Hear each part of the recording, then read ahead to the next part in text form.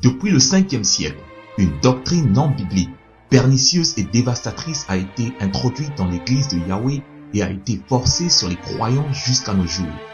C'est une doctrine qui a emmené des milliers de croyants en Yeshua HaMashiach en captivité ou en esclavage et a causé beaucoup de peine et de ruine au profit du clergé corrompu des églises. Cette doctrine a enrichi le clergé, donc les pasteurs, téléévangélistes, les évêques et autres au détriment du peuple de Dieu.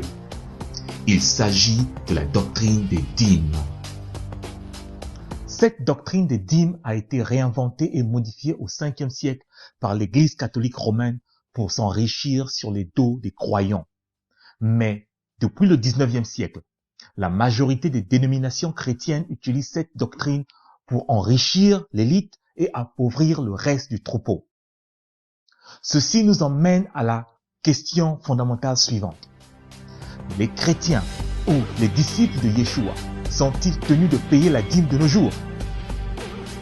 En d'autres termes, la Bible soutient-elle la pratique de la dîme de l'Église moderne? Je reformule la question. Devons-nous payer la dîme, oui ou non? La courte réponse, non. Bibliquement, personne ne peut et ne doit payer la dîme de nos jours. Je sais que certains n'ont jamais écouté cela de leur vie. Mais gardez à l'esprit que ce qui va se dire ici, ce n'est pas pour les fanatiques qui suivent les hommes, les dénominations et leurs traditions aveuglement. Mais c'est un enseignement destiné aux enfants de Dieu qui veulent faire sa volonté. Ceux qui cherchent la vérité d'un cœur sincère et qui sont prêts à accepter ce que la parole de Dieu dit réellement. Comprenez bien, je ne dis pas qu'il ne faut pas donner de l'argent ou des dons volontaires pour soutenir financièrement ceux-là qui enseignent la parole de Dieu selon la vérité. La Bible recommande de donner volontairement selon vos possibilités et selon la résolution de vos cœurs aux ministres de la parole de Yahweh et aux personnes dans le besoin ou dépourvu qui vous entourent. Que chacun donne comme il a résolu en son cœur, sans tristesse ni contrainte, car Dieu aime celui qui donne avec joie. Donc, vous pouvez donner 5, 10, 20 ou 100% de votre revenu à un ministère ou à une pauvre personne. Cela doit être de manière volontaire et non par une contrainte. Bibliquement, la dîme ne peut pas être donnée aux apôtres, aux rabbins, aux évangélistes, aux pasteurs, aux prophètes ou aux docteurs. Il n'y a aucune instruction à ce propos dans toute la Bible. Je défie quiconque de me montrer le verset qui dit que les apôtres recevaient les dîmes. De même, dans le sens biblique, qu'est-ce que la dîme? Quelle est la définition biblique de la dîme? C'est le 10e ou les 10% du gros et menu bétail né et entretenu sous les soins d'un berger vivant en terre d'Israël. La Bible définit la constitution de la dîme comme suit. Toute dîme de la terre, soit des récoltes de la terre, soit du fruit des arbres, appartient à l'Éternel. C'est une chose consacrée à l'Éternel. Toute dîme du gros et de menu bétail, de tout ce qui passe sous la houlette, sera une dîme consacrée à l'Éternel. Les enfants d'Israël n'ont jamais donné de dîme lorsqu'ils étaient dans le désert, donc hors de la terre promise. De même, lorsqu'ils étaient en captivité à Babylone pendant 70 ans, ils ne donnaient pas la dîme. Car la dîme est une chose liée directement à la terre d'Israël et au temple de Jérusalem, et non pas aux activités d'une synagogue ou d'une église quelconque. La dîme est donc les 10% prélevés sur le profit au bénéfice des produits agricoles et fermiers que seuls les propriétaires des champs ou de bétail de la terre d'Israël étaient tenus de donner à la tribu de Lévite.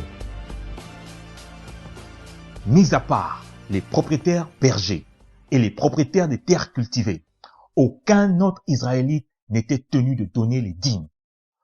Donc, la dîme, bibliquement parlant, n'est pas le produit de la pêche. L'apôtre Pierre ne donnait pas la dîme de ses poissons. Paul ne payait pas la dîme du revenu de ses tentes. La dîme n'est pas le salaire du travail de l'ouvrier. Yeshua, ou Jésus-Christ, notre Seigneur et Sauveur, ne payait pas la dîme de son salaire de charpentier.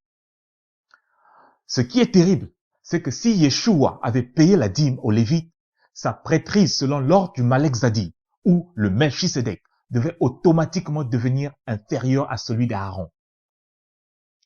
Mais tout Israélite était tenu de donner des offrandes volontaires au temple, aux Lévites, aux pauvres, aux orphelins, aux veuves et aux étrangers en difficulté. La Torah de Dieu est claire et limpide à ce sujet. Dans Matthieu 23, lorsque Yeshua HaMashiach, notre Seigneur et Sauveur, critique les pharisiens pour avoir laissé de côté ce qui est plus important dans la Torah, à savoir la justice, la miséricorde et la fidélité, Yeshua reconnaît au moins leur mérite de payer la dîme de la menthe, de la nette et du cumin.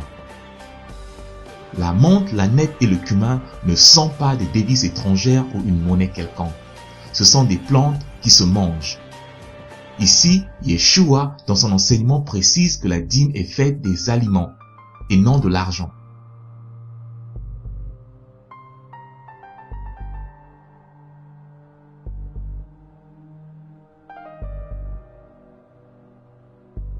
Mais certaines personnes, voulant justifier l'hérésie de la doctrine des dîmes de l'Église moderne, disent que la dîme était payée en nature, donc avec les animaux ou les plantes, parce qu'à l'époque, la société israélienne n'utilisait pas l'argent comme moyen d'échange commerciaux, mais plutôt une forme de troc. Mais qu'à présent, puisque nous utilisons de l'argent comme moyen d'échange, nous sommes tenus de payer la dîme avec de l'argent. Non, cet argument est faux et n'a aucun fondement biblique. Depuis le premier livre de la Bible, nous voyons des échanges monétaires et l'argent être utilisé même dans les offrandes.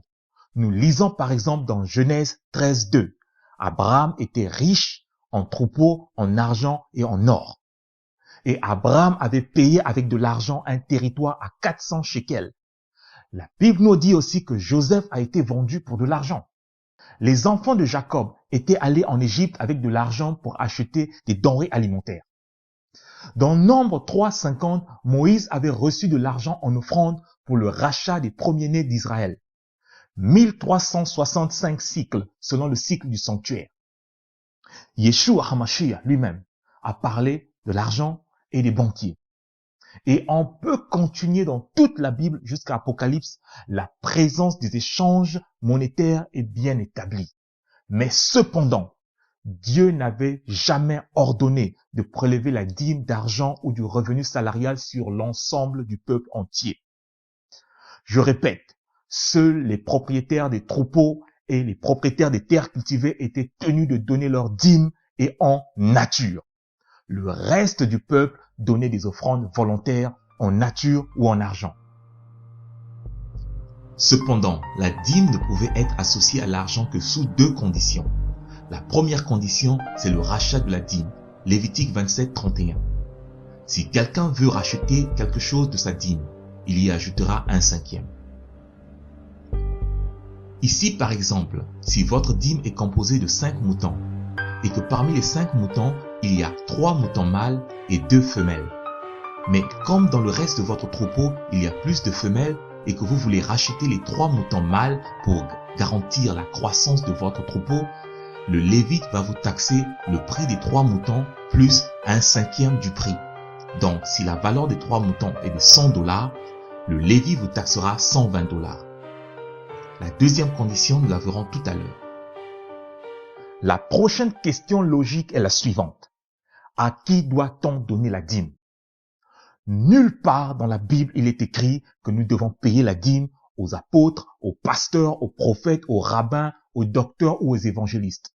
Donc, à qui doit-on donner la dîme? La parole de Yahweh nous enseigne qu'il y a 3 sortes de dîmes et elle nous indique qui doit les recevoir et à quel moment. Il y a la dîme des festivals ou la dîme des fêtes bibliques, la dîme des Lévites et la dîme des prêtres. Voyons premièrement la dîme des fêtes ou des festivals bibliques. Très peu de pasteurs ou enseignants parlent de cette dîme. La dîme des festivals bibliques était une dîme personnelle. Oui, vous m'avez bien entendu. C'était une dîme à toi, pour te réjouir des bénédictions de Dieu sur ton troupeau ou sur tes champs. Yahweh avait ordonné à chaque fermier et à chaque agriculteur d'enlever 10% de l'augmentation ou du bénéfice de leur bétail ou de leur récolte pour sponsoriser leur manger et boire pendant les fêtes bibliques. Cette dîme, c'est pour toi et non pour les Lévites ou pour les prêtres. C'est une dîme consommée personnellement à Jérusalem par le propriétaire de la dîme. Tu lèveras la dîme de tout ce que produira ta semence, de ce que rapportera ton champ chaque année. Et tu mangeras devant l'Éternel, ton Dieu, dans le lieu qu'il choisira pour y faire résider son nom, la dîme de ton blé, de ton mou et de ton huile, et les premiers-nés de ton gros et de ton menu bétail, afin que tu apprennes à craindre toujours l'Éternel, ton Dieu. Comme vous le voyez, c'est vous-même qui mangez votre dîme. Alors, informez vos pasteurs que désormais vous mangerez votre dîme vous-même et que cela est biblique. Dieu avait ordonné que si tu habitais loin de l'endroit où se trouvait le temple, vends ta dîme, va avec l'argent de la dîme à Jérusalem, là, avec cet argent, achète-toi tout ce que tu désires pour la fête, boissons, viande, fruits, etc. Et réjouis-toi avec ta famille et avec tes ouvriers, et invite aussi les Lévites à tes festivités, car ils n'ont reçu aucun héritage ni aucune terre. Lisons cela dans Deutéronome 14, 24, 27. Peut-être lorsque l'Éternel, ton Dieu, t'aura béni, le chemin sera-t-il trop long pour que tu puisses transporter ta dîme, à cause de ton éloignement du lieu qu'aura choisi l'Éternel, ton Dieu, pour y faire résider son nom. Alors tu échangeras ta dîme contre de l'argent, tu serreras cet argent dans ta main, et tu iras au lieu que l'Éternel, ton Dieu, aura choisi. Là, tu achèteras avec l'argent tout ce que tu désireras, des bœufs, des brebis, du vin et des liqueurs fortes, tout ce qui te fera plaisir, tu mangeras devant l'Éternel, ton Dieu, et tu te réjouiras, toi et ta famille. Tu ne délaisseras point le Lévite qui sera dans tes portes, car il n'a ni part ni héritage avec toi. C'est là la deuxième condition où la dîme est associée à l'argent. Pour ceux qui disent qu'il n'y avait pas d'argent à cette époque, c'est pour cela que les aliments étaient utilisés pour les dîmes. Je crois que ces versets vous ont éclairé. Dieu demande de changer la dîme en argent pour faciliter le voyage de celui qui va à Jérusalem manger sa dîme. Mais une fois sur les lieux, il utilise cet argent pour acheter à nouveau des aliments. Vous voyez que Yahweh insiste que la dîme soit des aliments et non l'argent. Par les dîmes, Yahweh veut montrer à son peuple qu'il est à la base de leur subsistance. Ce n'est pas l'argent qui est à la base de notre subsistance, mais c'est la nourriture qui est à la base de notre subsistance. Et en plus, notez bien que cette dîme est consommée personnellement chaque année au moment des fêtes bibliques qui correspondaient aux périodes des récoltes en Israël. Ici, pendant que tu célèbres la fête de Yahweh et que tu manges ta dîme, Dieu te demande de faire une offrande volontaire au temple. Considérons le passage biblique suivant, Deutéronome 16, 17. 3 fois par année, tous les mâles d'entre vous se présenteront devant Yahweh, ton Dieu, dans le lieu qu'il aura choisi, à la fête des pains sans levain, à la fête des semaines et à la fête des tabernacles. On ne paraîtra point devant l'Éternel les mains vides. Chacun donnera ce qu'il pourra, selon les bénédictions que l'Éternel ton Dieu lui aura accordées. Vous voyez que même lorsqu'on venait manger sa dîme à Jérusalem, l'offrande à Dieu était volontaire. Ce qui est obligatoire, c'est d'enlever 10% de ta bénédiction pour te réjouir avec ta famille et inviter les Lévites à tes festins.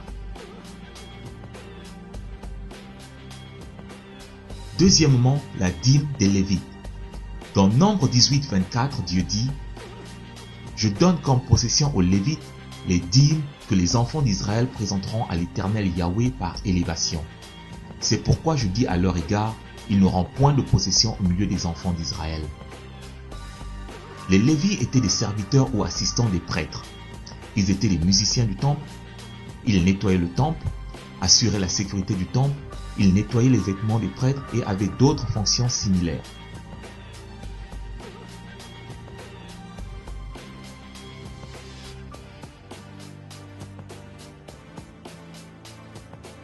Les Lévites parcouraient toute la terre d'Israël au temps marqué pour collecter toutes les dîmes des fruits, des grains et des animaux.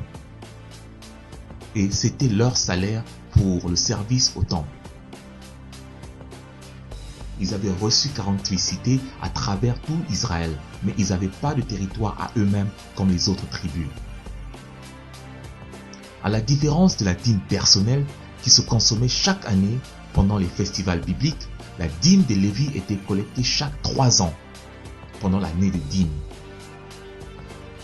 Lorsque tu auras achevé de lever toute la dîme de tes produits, la 3e année, l'année de la dîme, tu la donneras aux Lévites, et à l'étranger, à l'orphelin et à la veuve, et ils mangeront et se rassasieront dans tes portes. Vous voyez, à la 3e année, ou chaque 3 ans, c'est l'année des dîmes. On donne sa dîme aux Lévites, à l'étranger, à l'orphelin et à la veuve. Pourtant, le titre de pasteur et de prophète sont dans l'Ancien Testament. Mais nulle part on voit les pasteurs ou les prophètes recevoir des dîmes dans l'Ancien Testament comme dans le Nouveau Testament. Et même dans le Nouveau Testament, le livre d'Hébreux confirme que la dîme appartient aux Lévites. Hébreux 7, 5. Ceux des fils de Lévi qui exercent le sacerdoce ont d'après la loi l'ordre de lever la dîme sur le peuple, c'est-à-dire leurs frères, qui cependant sont issus des reins d'Abraham. Donc, même le Nouveau Testament atteste que c'est Lévi qui reçoit dîme. La Bible nous dit aussi qu'après avoir donné sa dîme, il y avait une prière qu'il fallait réciter. Tu diras devant l'Éternel ton Dieu, j'ai ôté de ma maison ce qui est consacré, et je l'ai donné aux Lévites, à l'étranger, à l'orphelin et à la veuve, selon tous les ordres que tu m'as prescrits. Je n'ai transgressé ni oublié aucun de tes commandements. Et la prière continue. Vous voyez que même dans la prière que Yahweh avait ordonné de répéter chaque fois que tu donnes ta dîme, contient les titres des personnes qui doivent recevoir la dîme, à savoir le Lévi, la veuve, l'orphelin et l'étranger. Ce que ces 4 personnes ont en commun, c'est qu'ils n'ont pas de possession en terre d'Israël. Ce qui signifie que si un orphelin est adopté, il ne peut plus recevoir la dîme, car il a une famille qui peut pourvoir pour lui. Si la veuve se remarie, elle n'a plus droit à la dîme. Prenons le cas de Ruth et Naomi, 2 veuves. Elles n'ont pas de terre. Ruth est même étrangère en Israël. Ces 2 femmes sont éligibles pour recevoir les dîmes. Mais quand Ruth se marie à Boaz, son droit à la dîme est annulé. De même, quand Ruth et Boaz s'engagent à prendre soin de Naomi, elle aussi perd son droit à la dîme. Les Lévis ne pouvaient pas venir demander à Ruth de donner la dîme de ce qu'elle glanait dans les champs de Boaz. C'est totalement inconcevable lorsqu'on lit sérieusement la Torah. N'est-ce pas là ce que font les pasteurs pharisiens des temps modernes qui dépouillent la veuve, l'orphelin, l'étranger des petits revenus qu'ils ont pour survivre?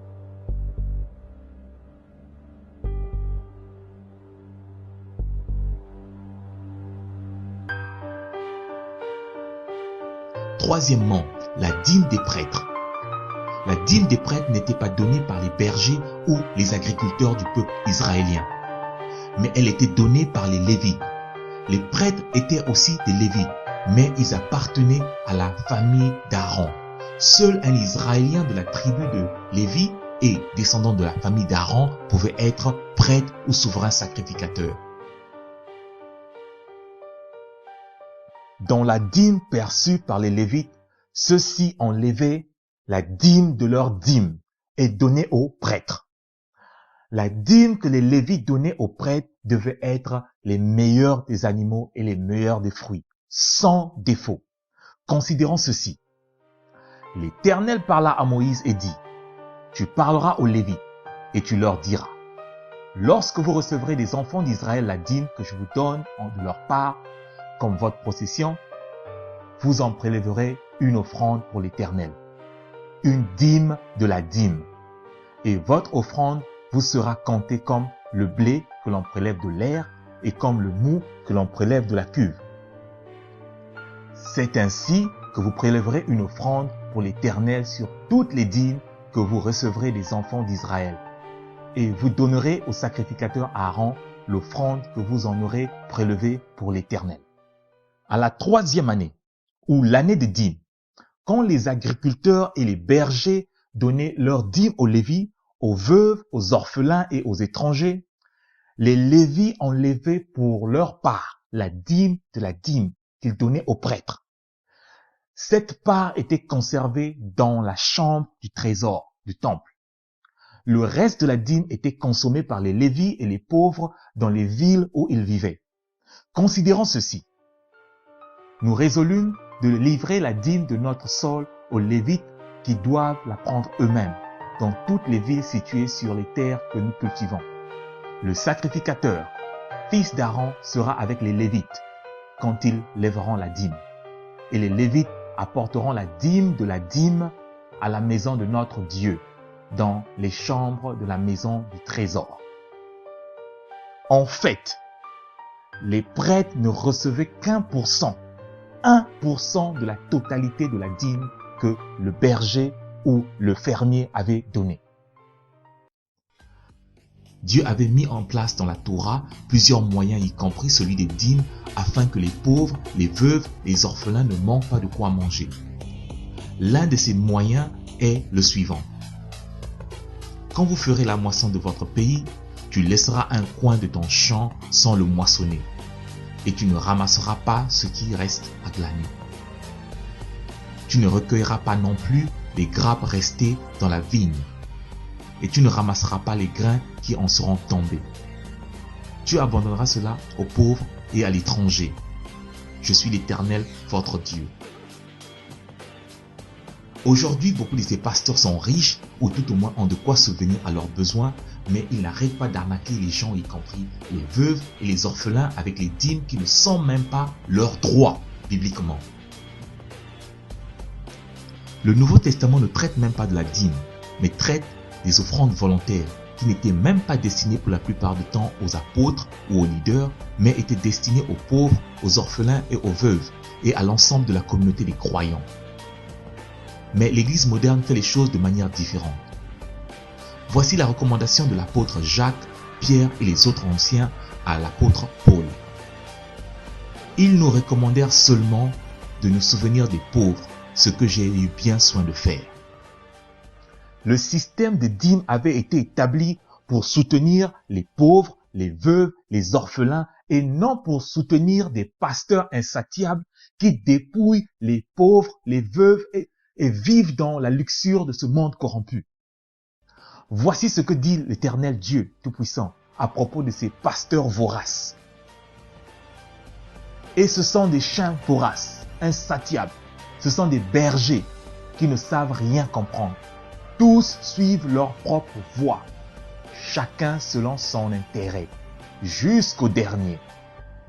Si vous allez sur Internet ou dans la majorité des églises modernes, pour la plupart du temps, on y prêche que l'argent, le succès, les 10 étapes pour s'enrichir, les 5 étapes pour prospérer, les 3 étapes pour attirer la bénédiction et j'en passe.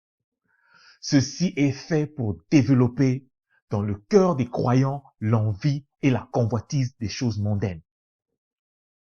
Quand ces pasteurs prédicateurs d'enfer se rendent compte que la convoitise a atteint son apogée dans le cœur des victimes, ils leur demandent de donner toutes sortes d'offrandes et de dîmes comme seul moyen de toucher le cœur de Dieu pour qu'ils assouvissent leur convoitise charnelle des choses du monde. La Bible dit, « N'aimez point le monde, ni les choses qui sont dans le monde. Si quelqu'un aime le monde, l'amour du Père n'est point en lui. Car tout ce qui est dans le monde, la convoitise de la chair, la convoitise des yeux et l'orgueil de la vie ne vient point du Père, mais vient du monde. Et le monde passe et sa convoitise aussi, mais celui qui fait la volonté de Dieu demeure éternellement. » Les sujets chers à Yeshua, ou Jésus-Christ, notre Seigneur et Sauveur, tels que le péché, la repentance, le royaume de Dieu, le salut de l'âme, l'amour véritable, la charité, la joie, la sanctification du corps et de l'esprit, la loi de Dieu, sont négligés. C'est à tel point que les gens se rendent dans les églises en masse espérant être riches et puissants selon les convoitises du monde et non selon le royaume céleste. Voici ce que dit la Bible à ce propos. Il y a eu parmi le peuple de faux prophètes, et il y en aura de même parmi vous de faux docteurs, qui introduiront des sectes pernicieuses, et qui, régnant le maître qui les a rachetés, attireront sur eux une ruine soudaine. Plusieurs les suivront dans leur dissolution, et la voix de la vérité sera calomniée à cause d'eux. Par cupidité, ils trafiqueront de vous au moyen des paroles trompeuses. L'apôtre Pierre avait bien prophétisé que ces faux docteurs, prophètes et pasteurs cupides prendront votre argent par leurs paroles trompeuses. À cause de leurs paroles trompeuses, ces charlatans de l'évangile ont éloigné des hommes de la recherche de la vérité de Dieu. La parole de la vérité n'est plus de grande importance de nos jours. Ce qui fait recette aujourd'hui, ce sont les prédications sur les richesses, la prospérité, le succès, la pensée positive et toutes sortes de choses de ce genre dans ce monde corrompu.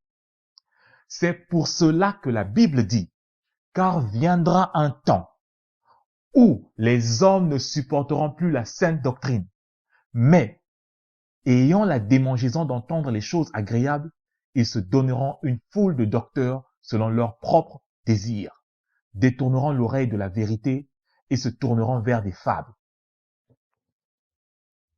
Oui, la doctrine des dîmes, telle pratiquée par l'Église moderne, est l'une de ces fables. Ces charlatans téléévangélistes vous racontent des fables comme quoi vous serez bénis si vous semez votre argent de dîmes dans leurs champs. Si vous ne le faites pas, vous serez maudits. Avez-vous entendu Yeshua HaMashiach ou Peter ou Paul prêcher sur les poursuites des richesses de cette terre? Où dans la Bible est-il écrit que désormais la dîme doit être donnée aux pasteurs et apôtres et prophètes? Avez-vous vu les premiers chrétiens payer la dîme? Cependant, la Bible dit, vous avez été édifiés sur le fondement des apôtres, des prophètes, Yeshua HaMashiach étant lui-même la pierre angulaire. Or, le fondement des anciens prophètes et des apôtres n'enseigne pas un transfert de la dîme ou un changement de la doctrine des dîmes dans la Bible. Alors, d'où vient-il? D'où vient la tradition de payer 10% de son revenu salarial aux pasteurs, apôtres, pharisiens du 21e siècle? C'est à cause de leur amour de l'argent qu'ils ont adopté et défendent bec et ongle une doctrine qui n'a aucune racine dans la Bible.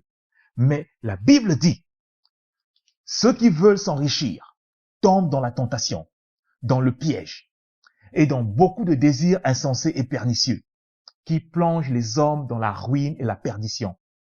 Car l'amour de l'argent est une racine de tous les maux. Et quelques-uns, en étant possédés, se sont égarés loin de la foi et se sont jetés eux-mêmes dans bien de tourments. Pour toi, homme de Dieu, fuis ces choses et recherche la justice, la piété, la foi, la charité, la patience, la douceur. Écoutez, personnellement, je n'ai pas encore vu un de ces pasteurs pharisiens dire à la veuve, à l'orphelin et à l'étranger de leur église de ne plus jamais payer la dîme, mais d'attendre la fin de chaque collecte pour que l'argent des dîmes leur soit donné. Car selon la Bible, la veuve, l'orphelin et l'étranger sont les vrais récipiendaires de la dîme. Au contraire, ce qu'on voit aujourd'hui, ce sont des pasteurs qui menacent même la veuve, l'orphelin et l'étranger pourtant en difficulté financière de leur payer la dîme sous peine de malédiction divine. Ces pratiques n'ont aucun fondement biblique. Cependant, l'apôtre Pierre dit, « Voici les exhortations que j'adresse aux anciens qui sont parmi vous. Paissez le troupeau de Dieu qui est sous votre garde, non par contrainte, mais volontairement selon Dieu, non pour un gain sordide, mais avec dévouement, non comme dominant sur ceux qui vous sont échus en partage, mais en étant les modèles du troupeau. »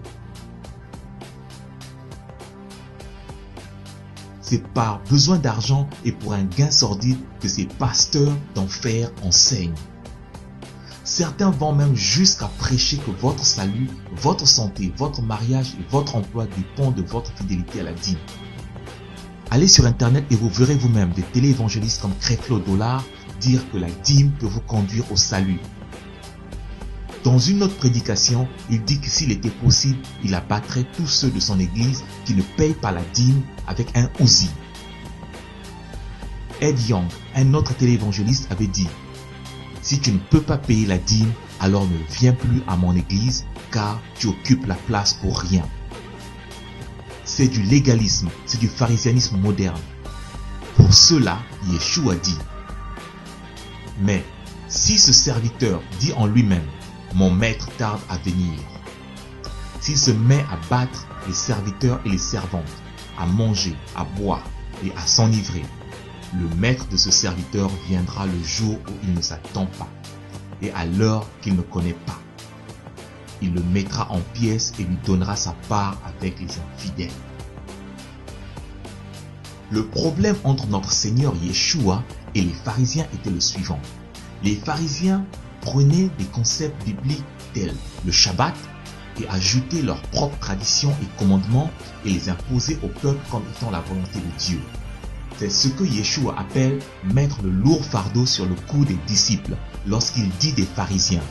Il lie des fardeaux pesants et les met sur des épaules des hommes, mais ils ne veulent pas les remuer du doigt. Comparé avec les pasteurs pharisiens d'aujourd'hui qui enseignent que la loi ou la Torah a été abolie, mais lorsqu'il s'agit de la dîme, la loi revient en vigueur. Sans aucune référence biblique, ces pasteurs pharisiens et leurs amis papes et évêques catholiques ont pris le concept de la dîme et l'ont changé à leur convenance.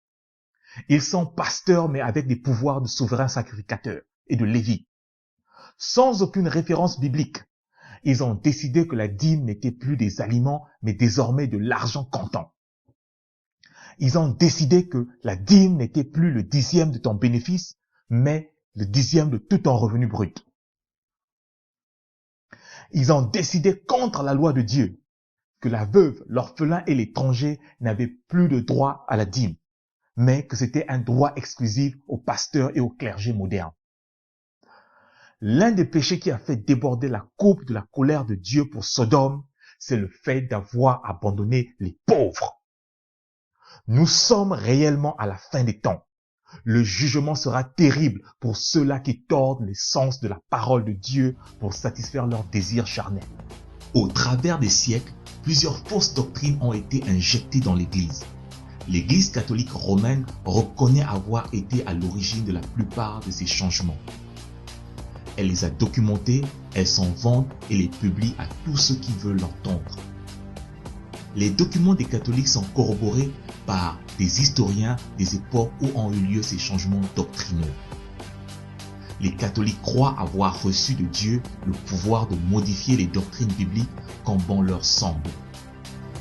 C'est pour cette raison que l'Église catholique dit que toutes les églises protestantes portent la marque de leur autorité, car elles suivent plusieurs doctrines non bibliques instituées par les papes et évêques des siècles passés. Les catholiques reconnaissent parmi tant d'autres avoir changé le jour du Shabbat, du samedi au dimanche, d'avoir remplacé les fêtes de Dieu par des fêtes païennes maquillées de concepts bibliques et aussi d'avoir modifié la doctrine des dîmes. Parlons des dîmes, jusqu'au 5e siècle après Yeshua HaMashiach ou Jésus-Christ, les disciples de Yeshua n'avaient jamais pratiqué la dîme, car les conditions pour celle-ci n'étaient pas réunies. Il n'y avait plus de temple à Jérusalem, les Lévites et les Juifs avaient été dispersés dans toute la région et avaient interdiction de retourner à Jérusalem. Les croyants en Yeshua pratiquaient l'offrande volontaire comme recommandé par la Torah et enseigné par les apôtres. Et ces offrandes n'étaient pas l'exclusivité des apôtres, des docteurs, des pasteurs de l'Église, mais elles étaient destinées tout d'abord, comme vous l'avez deviné, aux croyants veuves, orphelins et aux pauvres, puis aux membres de la communauté selon les besoins de tout un chacun. Car il n'y avait parmi eux aucun indigent. Tous ceux qui possédaient des champs ou des maisons les vendaient, apportaient le prix de ce qu'ils avaient vendu et les déposait aux pieds des apôtres. Et l'on faisait des distributions à chacun selon qu'ils en avaient besoin. En 582, au concile de Macon, l'Église catholique romaine avait décidé d'adopter la doctrine des dîmes, de la Torah, avec un petit changement. La dîme devait désormais être donnée au clergé de l'Église catholique romaine et non aux lévites, aux veuves, aux orphelins et à l'étranger. Mais jusque-là, la dîme était toujours le 10e des produits agricoles et fermiers. En 777, sous le règne de Charlemagne, l'Église catholique romaine encore décide de changer la doctrine des dîmes. La dîme est désormais de l'argent, 10% du revenu brut de chaque personne vivant en terre catholique. Ceux qui s'y opposaient étaient mis en prison et dans certains cas brûlés vifs comme exemple. En 1870, l'Église protestante, se trouvant dans le besoin financier, dans une crise économique, adopte la tradition des dîmes qu'elle avait auparavant considérée comme une hérésie. Et avec l'explosion des médias et de la technologie de l'information de la fin du XXe siècle, les charlatans téléévangélistes ont perfectionné l'art de l'extorsion des dîmes. Ces charlatans téléévangélistes possèdent des maisons grandes comme des terrains de football où ils vivent avec leur famille de 3, 4 ou 5 membres. Cependant, la veuve, l'orphelin et l'étranger vivent dans la rue.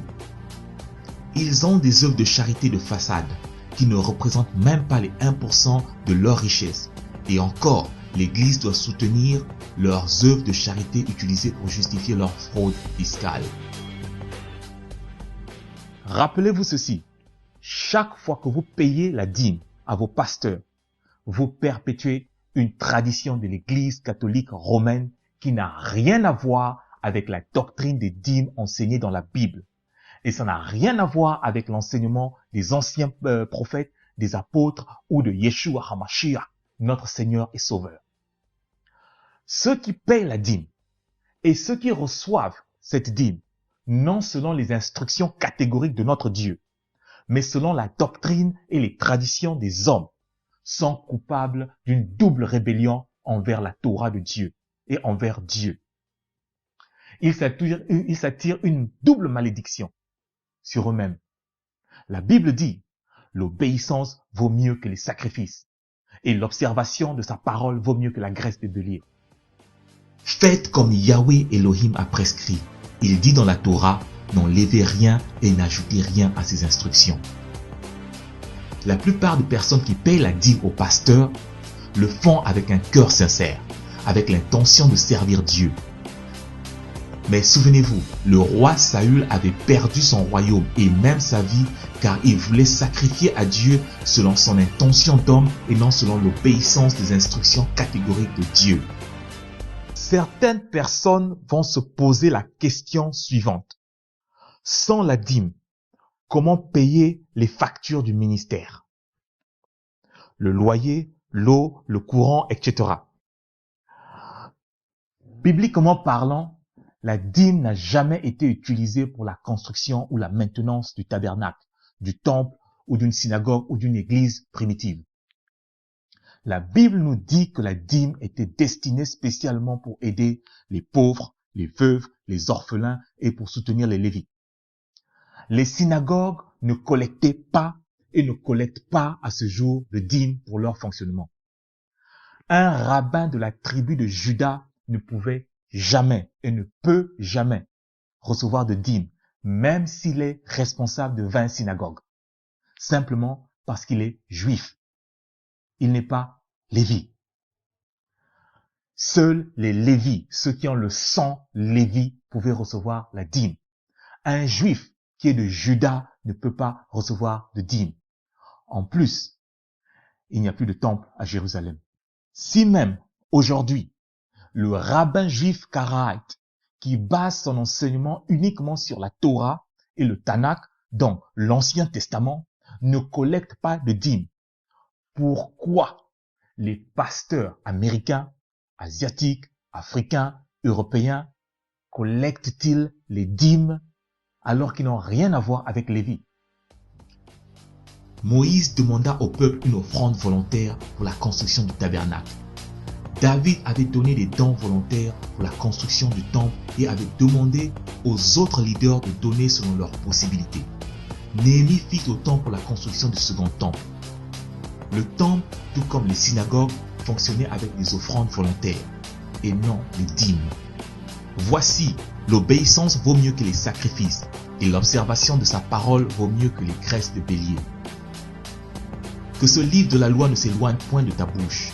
Médite-le jour et nuit pour agir fidèlement selon tout ce qui y est écrit. Car c'est alors que tu auras du succès dans toutes tes entreprises, c'est alors que tu réussiras. Si tu obéis à la voix de l'Éternel, ton Dieu, en observant et en mettant en pratique tous ces commandements que je te prescris aujourd'hui, l'Éternel, ton Dieu, te donnera la supériorité sur toutes les nations de terre. Yeshua a dit, « Heureux plutôt ceux qui écoutent la parole de Dieu et qui la gardent. » Comme vous le voyez, la bénédiction est conditionnée par l'obéissance à la Torah et non par les sacrifices. Maintenant, étudions brièvement quelques passages du livre de Malachie, car c'est un livre très utilisé par beaucoup de pasteurs pour terroriser les membres de leur église afin d'extorquer le peu d'argent qu'ils ont pour survivre. Plusieurs pasteurs pharisiens légalistes utilisent des versets comme Malachie 3, 8 à 10 pour terroriser les croyants et créer en eux un sentiment de culpabilité. Ces mercenaires de l'évangile enseignent pour de l'argent et font croire à leurs troupeaux que la bénédiction dépend de la fidélité aux dîmes qui leur sont données. La Bible dit que la bénédiction vient de l'obéissance à la parole de Yahweh, donc de la Torah, et non des sacrifices. Dans Malachie, Dieu s'adresse au peuple d'Israël que de manière indirecte, mais il s'adresse particulièrement et spécialement aux prêtres sacrificateurs. C'est ce que ton pasteur ne te dit jamais lorsqu'il te demande la dîme. Pour commencer, lisons Malachie 1, 6 à 8. Un fils honore son père et un serviteur son maître. Si je suis père, où est l'honneur qui m'est dû? Si je suis maître, où est la crainte qu'on a de moi? Dit l'Éternel des armées, à vous, sacrificateurs, qui méprisez mon nom, et qui dites, en quoi avons-nous méprisé ton nom? Vous offrez sur mon autel des aliments impurs, et vous dites, en quoi t'avons-nous profané? C'est en disant, la table de l'Éternel est méprisable. Quand vous offrez en sacrifice une bête aveugle, n'est-ce pas mal? Quand vous en offrez une boiteuse ou infirme, n'est-ce pas mal? Vous voyez bien qu'il s'agit des sacrificateurs. Ces sacrificateurs gardaient le bon bétail pour eux-mêmes, soit pour manger en privé avec leur famille, soit pour vendre au marché pour se faire de l'argent. Les sacrificateurs ne pouvaient jamais accepter une bête avec défaut, spécialement provenant de la dîme. Dieu avait ordonné aux Lévites de donner la dîme de la dîme aux sacrificateurs. Et cette dîme devait toujours être constituée des meilleurs produits. Tu parleras aux Lévites et tu leur diras, lorsque vous recevrez des enfants d'Israël la dîme que je vous donne de leur part comme votre possession, vous en prélèverez une offrande pour l'Éternel, une dîme de la dîme. Sur tous les dons qui vous seront faits, vous prélèverez toutes les offrandes pour l'Éternel. Sur tout ce qu'il y aura de meilleur, vous prélèverez la portion consacrée. Les prêtres ne recevaient que ce qui était sans défaut, ce qu'il y avait de meilleur. Dans Malachie, Dieu demande aux prêtres, comment est-ce que des bêtes malades arrivent-elles sur l'autel des sacrifices? La Torah, ou la loi que Dieu avait donnée à Moïse, dit qu'avant de donner une offrande, chaque Israélite devait inspecter son offrande pour voir s'il n'y avait pas de défaut. Ensuite, le Lévi l'inspectait. Puis enfin, le prêtre l'inspectait avant de l'offrir à Dieu. Tout ce qui se passait à l'autel était donc la responsabilité des prêtres. Même les Lévites avaient ordre de ne jamais y toucher. Ils avaient reçu ordre de ne jamais toucher à l'autel, sous peine de mort. L'Éternel dit à Aaron, toi et tes fils, et la maison de ton père avec toi, vous porterez la peine des iniquités commises dans le sanctuaire. Toi et tes fils avec toi, vous porterez la peine des iniquités commises dans l'exercice de votre sacerdoce. Vous voyez que ce sont les prêtres, sacrificateurs, qui avaient détourné les dîmes et offrandes pour leurs propres besoins.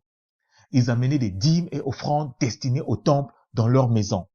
C'est pour cela que Dieu menace ses sacrificateurs de malédiction dans Malachie 2, 1 à 4. Maintenant, à vous cet ordre, sacrificateurs.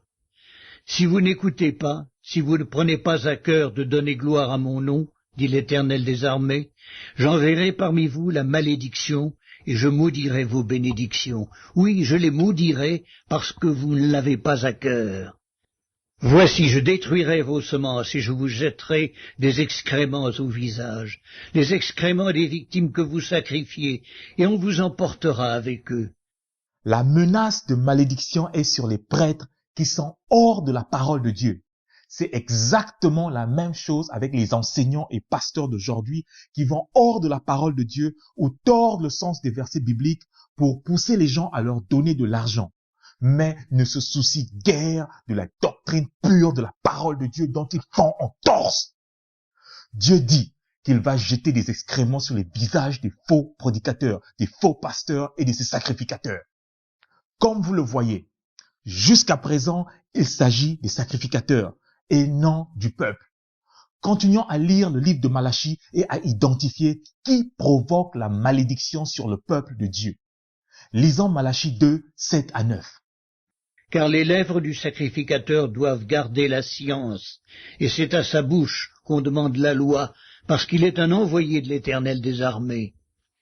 Mais vous vous êtes écartés de la voie, vous avez fait de la loi une occasion de chute pour plusieurs, vous avez violé l'alliance de Lévi, dit l'Éternel des armées, et moi, je vous rendrai responsables et vils aux yeux de tout le peuple, parce que vous n'avez pas gardé mes voies, et que vous avez égard à l'apparence des personnes quand vous interprétez la loi. Jusqu'ici, je crois que vous êtes d'accord avec moi que ce sont les sacrificateurs qui sont en train de provoquer la colère de Dieu. Ils interprètent mal la loi, tout comme les enseignants d'aujourd'hui qui enseignent de fausses doctrines pour un gain sordide et conduisent des milliers de personnes à la ruine. Continuons à progresser dans le livre de Malachie. Le Seigneur Yahweh, pour régler ce problème de corruption au sein des prêtres et Lévis, promet d'envoyer le Messie Yeshua pour purifier les Lévis. Nous lisons cela dans Malachie 3, 3. Il purifiera les fils de Lévi, il les épurera comme on épure l'or et l'argent, et ils présenteront à l'Éternel des offrandes avec justice. Ce n'est pas tout, ne vous inquiétez pas, nous approchons du verset favori de votre pasteur. Mais avant tout, pour rester dans le contexte du livre de Malachie, lisons d'abord Malachie 3, 5. Je m'approcherai de vous pour le jugement, et je me hâterai de témoigner contre les enchanteurs et les adultères, contre ceux qui jurent faussement, contre ceux qui retiennent le salaire du mercenaire, qui oppriment la veuve et l'orphelin, qui font tort à l'étranger et ne me craignent pas, dit l'Éternel des armées. Dieu reproche aux Lévites d'avoir oublié les femmes de leur jeunesse. Ils les ont répudiées et ont ainsi commis l'adultère. De plus, ils ne payaient pas bien les bergers qui veillaient sur leurs troupeaux. Mais pire encore, ces Lévis et prêtres avaient quelque chose de très en commun avec les pasteurs d'aujourd'hui. Ils dépouillent la veuve, l'orphelin et l'étranger dans les dîmes. C'est pour cela que Dieu demande aux Lévites de se repentir et de revenir à lui dans Malachie 3, 7. Depuis le temps de vos pères, vous vous êtes écartés de mes ordonnances, vous ne les avez point observées. Revenez à moi et je reviendrai à vous, dit l'Éternel des armées. Et vous dites, en quoi devons-nous revenir? Maintenant, passons au verset favori que les pasteurs pharisiens utilisent pour terroriser les brebis du Seigneur et extorquer le peu d'argent qu'ils ont pour subvenir à leurs besoins et pour soutenir leur famille. Malachie 3, 8 à 9. Un homme trompe-t-il Dieu? Car vous me trompez. Et vous dites, en quoi t'avons-nous trompé? Dans les dîmes et les offrandes. Vous êtes frappés par la malédiction. Et vous me trompez, la nation tout entière. Ici, c'est là où votre pasteur pharisien légaliste vous accuse de ne pas avoir donné la dîme le mois dernier. Et il vous dit que vous êtes en train de voler Dieu Par conséquent, vous courez le risque d'être maudit si vous ne lui donnez pas votre dîme maintenant. Pour ceux qui me suivent depuis le début, vous comprenez qu'il s'agit des prêtres qui détournaient les dîmes et offrandes destinées au service du temple. Ils sacrifiaient des animaux infirmes, aveugles et gardaient les meilleurs animaux pour eux-mêmes.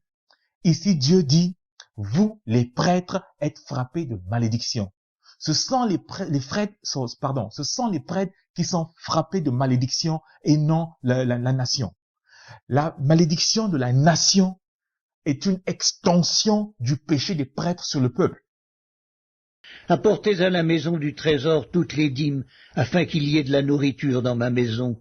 Mettez-moi de la sorte à l'épreuve, dit l'Éternel des armées, et vous verrez si je n'ouvre pas pour vous les écluses des cieux, si je ne répands pas sur vous la bénédiction en abondance. La maison du trésor, ce n'est pas la poche ou le compte bancaire du pasteur. La maison du trésor est une chambre du temple réservée pour la nourriture des Lévites et pour garder les sacrifices. Il n'y a jamais eu une maison de trésor dans les synagogues ou dans les églises du 1er siècle. Pour bien comprendre Malachie 3, 10, il nous faut repartir lire Néhémie 13, 4 à 5, car le prophète Malachie est un contemporain du prophète Néhémie, et tous deux font face à la corruption des prêtres.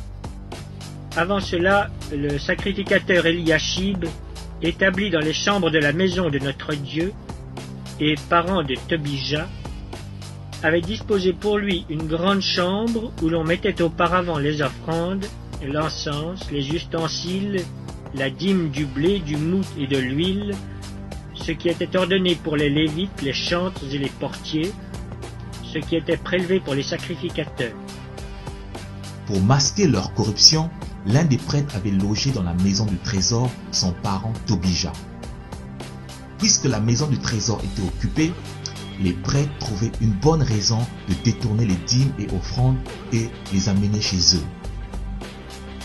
Comme résultat, les Lévites qui ne faisaient pas partie de cette corruption avaient déserté en masse le temple. Quoiqu'avant que les Lévites ne désertent le temple, Malachie avait demandé à ses prêtres voleurs de dîmes de les ramener au temple, ce qui ne fut pas fait. Cette situation avait été réglée par Néhémie lors de son retour de Babylone. Il jeta Tobija hors de la maison du trésor et ordonna que le peuple amena les dîmes et offrandes au temple pour encourager les Lévites à revenir servir Dieu. Ici encore parlons de la dîme, il s'agit de la nourriture et non de l'argent. Cependant, la société israélienne avait une monnaie et avait une économie monétaire. Tout le livre de Malachie ne traite que de la corruption des sacrificateurs et du Messie qui viendra purifier les Lévites et le peuple, ainsi que détruire les méchants. Si vous lisez les 4 chapitres du livre de Malachie, vous verrez qu'il s'adresse particulièrement et exclusivement aux prêtres. Que les pasteurs mercenaires ne vous terrorisent plus avec Malachie 3. S'ils croient qu'ils sont les Lévites modernes, alors la malédiction de Malachie est sur leur tête, car ils sont même plus corrompus que ces prêtres. Lorsque ces faux prophètes sont confrontés à des personnes qui leur prouvent bibliquement que leur tradition des dîmes n'est pas soutenue par la Torah ni par le Nouveau Testament, ils se tournent alors vers ce qu'ils appellent la pré-loi, c'est-à-dire une période avant que la loi ne fût donnée à Moïse par Yahweh. Ils citent généralement Genèse 14, 20, le passage où Abraham donna la dîme à Malek Zadi, donc le Melchisedec. Béni soit le Dieu très haut, qui a livré tes ennemis entre tes mains.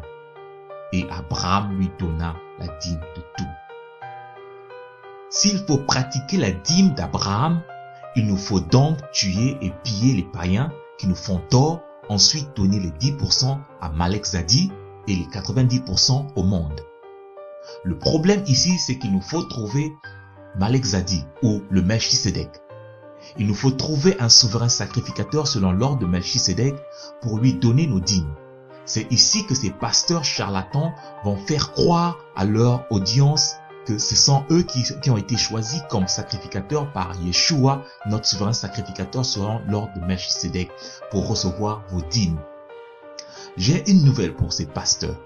La Bible dit que tous ceux qui sont réellement en Yeshua HaMashiach ou Jésus-Christ, il a fait d'eux un royaume de sacrificateurs. Mais nulle part, Yeshua a ordonné à certains sacrificateurs de payer la dîme à d'autres sacrificateurs. La dîme de Malek Zadi ou du Melchisédek ne peut être utilisée comme modèle car la dîme que Abraham avait donnée à Melchisédek ne provenait pas de ses richesses personnelles, mais provenait du butin, du pillage après qu'il ait tué une multitude de personnes. C'est comme si on allait tuer puis piller un ennemi et donner le butin à un ministère de la parole de Dieu. Notez aussi que c'est la seule fois qu'Abraham donne la dîme d'après la Bible. Le reste, c'est-à-dire les 90% du butin est donné à Sodome et Gomorrhe. Donc, s'il nous faut pratiquer cette dîme, ça va être un peu compliqué. En plus, ce que ces pasteurs promoteurs de la pré-loi ne vous disent pas, c'est qu'Abraham avait aussi reçu la circoncision avant la loi de Moïse. Et de même, l'apôtre Paul dans le Nouveau Testament avait circoncis Timothée. On n'entend jamais ces pasteurs mercenaires crier à gorge déployée « Venez vous faire circoncire pour éviter la colère de Dieu ». Caïn et Abel avaient sacrifié les prémices de leurs champs et troupeaux. Pourquoi ces pasteurs ne pratiquent-ils pas la doctrine des prémices de la pré-loi? Mieux encore, le Shabbat a été établi depuis le commencement du monde.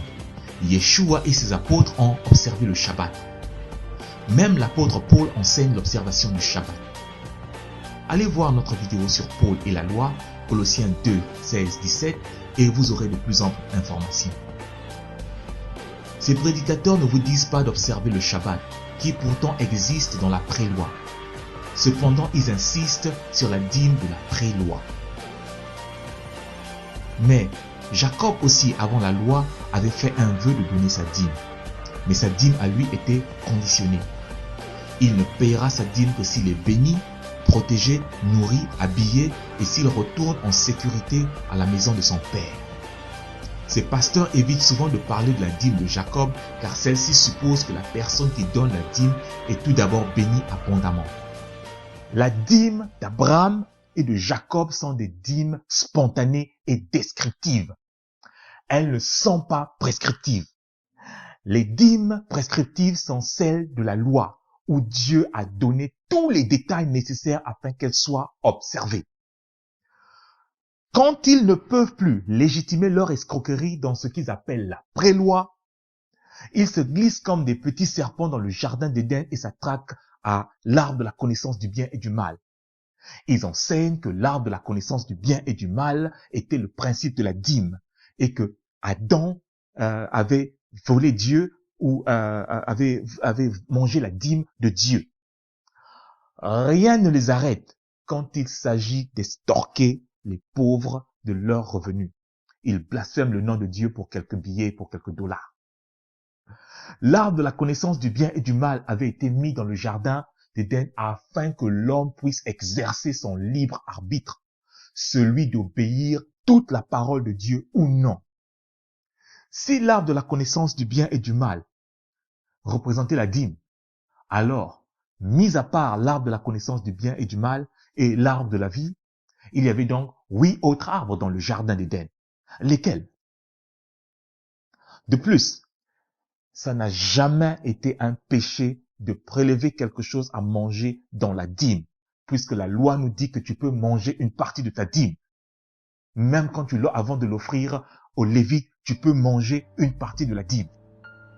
Rappelez-vous, ce message n'est pas pour les fanatiques qui suivent les hommes, les dénominations ou les traditions aveuglement. Mais c'est un message destiné aux enfants de Dieu qui veulent faire sa volonté, qui veulent connaître la vérité. Ceux qui cherchent la vérité d'un cœur sincère trouveront la liberté.